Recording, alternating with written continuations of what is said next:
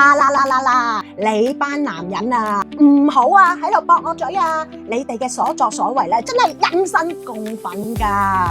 講翻咧，尋日嗰條片啊，嗰條咁嘅死佬咧，真係人要面樹要皮。你而家咁樣講你個老婆啊，邊個女人頂得你順啊？你講你嘅老婆講到咁盡啊，即係一啲面都唔俾啦！你知唔知你幾幸福啊？有個老婆同你傳宗接代，打理家頭細務啊，等你安心出去返工啊！但係咧，你咧求個老婆嫁俾你嘅時候啊，你講過乜嘢㗎？你自己心知肚明啦。但係而家你又講啲嘢，又真係好鬼傷你個老婆㗎。雖然咧，我淨係睇到你嗰篇文章，我就睇唔到你個樣，但係我知你不出749日，你一定出外包二奶。